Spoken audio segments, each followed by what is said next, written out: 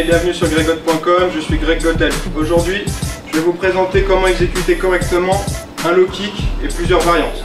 Donc pourquoi le low kick? Le low kick déjà c'est quoi? C'est un coup de pied circulaire bas. Donc c'est un coup de pied qui est très utilisé, qui va être facile à placer dans un enchaînement de points, en fin d'enchaînement, en début d'enchaînement, pendant un enchaînement. D'accord? Il n'est pas très risqué, parce qu'on revient facilement en position, on récupère vite quand on a raté.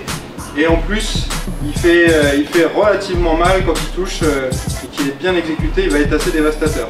Donc, la première version du low kick, on est déjà à distance. Ok? Les différents points importants. Donc déjà, je vais vous montrer ce que ça donne. Comme ceci. Donc, ce qui est important, pivot du pied d'appui. Le pied qui est devant, là, ici, j'ai mon talon qui va venir se diriger vers le sac. D'accord? Deuxième point important qui va de pair avec ça, c'est la hanche. Ici, la hanche va passer devant.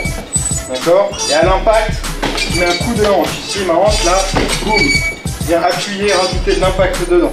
Ok? Autre point important, on va aller mettre la main là qui est derrière. Si je frappe avec ma jambe gauche, je vais aller mettre ma main gauche en protection en venant croiser. C'est-à-dire que je viens pas de ce côté-là, je viens croiser ici. D'accord? Trop souvent, je vois les low kicks avec le bras baissé. On a souvent vu des exemples en combat de KO sur un low kick parce que la personne justement n'avait pas sa protection. Donc il faut avoir une double protection, cette main-là, ici. Et on revient tout de suite en position. Ce qui est important aussi, il y a différents systèmes de coups de pied, mais celui que je préfère vraiment qui va générer de la vitesse et de la puissance, c'est un temps aller, un temps retour. C'est-à-dire un temps pour aller, un temps pour revenir. Là, et on revient. Ok? Souvent, je vais voir des coups de pied plus fouettés où on vient armer, frapper, reposer, d'accord, ensuite, qui vont être en 3 ou 4 temps. Je trouve que c'est beaucoup moins puissant, ça se voit plus arriver, c'est pas très intéressant au final. Voilà. Autre point important, la zone de frappe. Je vais venir frapper ici avec le tibia, d'accord, jamais avec le pied. Donc il faut bien faire attention à ça. En plus, le travail au sac va vous permettre de renforcer vos tibias progressivement pour pouvoir bloquer et frapper sans avoir trop de douleur par la suite. Ok? Donc ici, boum, protection. Pivot du pied d'appui. D'accord? Donc ça c'est la première version.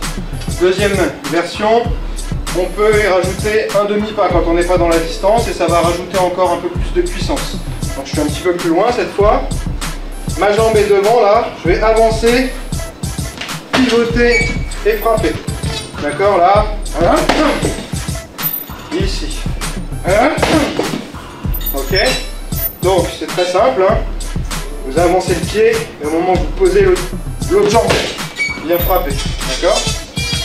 Autre possibilité, on va pouvoir utiliser ce même déplacement mais sauter. C'est-à-dire que là je faisais 1 et frappe, cette fois je vais faire en même temps un saut. Et au moment où mon pied qui est devant se pose, l'impact arrive. Ça rajoute encore plus d'impact. Là. D'accord? En plus, vous pouvez varier les angles. C'est-à-dire que quand je suis en face ici, je peux aller soit vraiment vers le sac, ou alors je peux décider de carrément partir plus en diagonale pour éviter un potentiel contre, un direct, un cross que vous voulez qui arriverait en face de vous. Vous voyez là? Je viens passer à côté. Ok? Ensuite, vous pouvez faire le même type de coup de pied, mais redescendant. C'est-à-dire qu'ici, vous allez en fait lever le genou et le redescendre de manière à arriver en retombant sur la cuisse. Ça, c'est très douloureux. Ici, on redescend. Ok? Alors, ce qu'il faut faire attention aussi, dans tous les coups de pied circulaires, c'est de ne pas avoir un mouvement qui soit trop large. C'est-à-dire, je ne vais pas avoir un coup de pied qui va partir très large comme ça. Non, je fais comme si j'étais dans un couloir ici. Mon genou, il va partir vers l'avant. Et c'est le pivot du pied de la hanche qui va me donner ce mouvement circulaire. D'accord? Et c'est pas ma jambe qui dessine un cercle. D'accord? Donc au départ, je pars droit, comme si j'allais venir faire un direct ou un coup de genou. Et je pivote, là, ici, et je reviens, ok? Alors, Maintenant, vous avez aussi la possibilité de frapper avec votre jambe avant. Donc jambe avant. Le premier, qui est souvent pas facile parce qu'il faut avoir une bonne impulsion dans la jambe, c'est que vous êtes déjà à distance. Soit la personne vient vers vous, vous allez contrer directement. D'accord? Donc les mêmes principes là pour la jambe avant. La hanche passe, pivote, d'accord? Le pied d'appui aussi, comme ceci. Et je reviens. Là. Pareil, les protections. Boum. Allez, si je me mets de l'autre jambe, je mets la jambe gauche devant, comme ceci. Comme ceci. Hein, donc là, il faut pousser de la jambe avant vers l'arrière pour libérer la jambe, d'accord? Tout en tournant. Donc le mouvement est très court. Et on revient. Ok? Ensuite, vous avez la possibilité de faire le coup de pied de la jambe avant, toujours, mais avec un switch. Donc le switch, je vous montre d'abord ce que c'est. C'est un mouvement qui va vous permettre de prendre en vitesse et en puissance.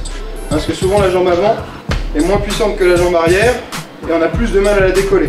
Donc ce mouvement-là, il permet vraiment de prendre de la vitesse et de la puissance. Alors, pour bien travailler le switch, moi ce que je vous recommande, c'est d'imaginer ou d'avoir une ligne, de prendre une ligne au sol, d'accord, qui est au milieu de votre position. Voilà, d'accord, là c'est au milieu de ma position. Ici, je vais faire un saut en diagonale où je vais venir mettre mes deux pieds sur cette ligne, comme ceci. Vous voyez, boum. Donc la jambe avant recule vers la ligne, la jambe arrière avance vers la ligne. 1, d'accord, et de là, vous n'avez plus qu'à frapper. Ok.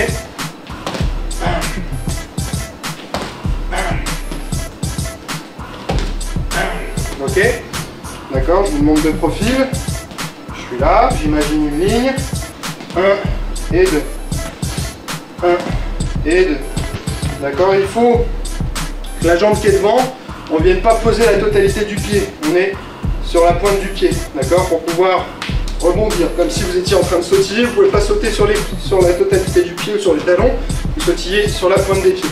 Donc là, pour avoir une bonne réactivité, vous venez poser la pointe. Bam. Ok, donc là. Ça c'est un coup de pied qui se prête facilement à le doubler, le tripler comme vous voulez. Ici. Ok. Ensuite, vous avez en jambe avant le coup de pied chassé aussi. Là, vous venez simplement chasser. La jambe arrière vient chasser la jambe avant et frapper.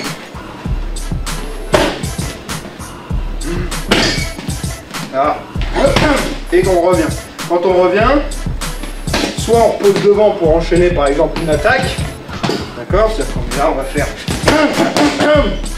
Ou alors on veut juste frapper et ressortir. Et on revient. C'est-à-dire que là, je viens rechasser et revenir en garde. Comme on veut, Wing Chun, boxe. Ok? Donc là, c'est les différentes possibilités. Vous avez encore une autre que j'ai oubliée, de la jambe arrière. Jambe arrière, pour travailler votre impulsion, vous pouvez lever ici. Je me mets face à vous. Je peux lever ma jambe arrière et pousser pour venir frapper.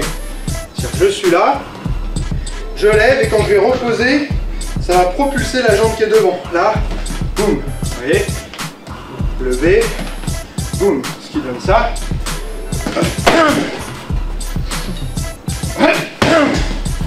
Donc ça c'est parfait pour le placer dans un déplacement. Vous êtes en train de vous déplacer, là, bam, et vous rentrez. D'accord? Vous pouvez vous en servir pour faire des feintes aussi, en doublant par exemple. Vous êtes là, je le fais une fois, 1, 2, je m'arrête, d'accord? Je le fais la première fois, en fait, en espérant que l'autre va venir lever pour bloquer. Il lève pour bloquer, il rabaisse pour reposer sa jambe, le deuxième arrive, je frappe. Voilà. Donc c'est tout pour aujourd'hui, pour le low kick, coup de pied circulaire bas. Il y a encore d'autres variantes possibles, hein. C'est déjà un premier éventail. N'hésitez pas à vous inscrire sur le site internet en haut de page et à me laisser un petit commentaire, éventuellement pour me demander d'autres vidéos ou des conseils, tout ce que vous voulez.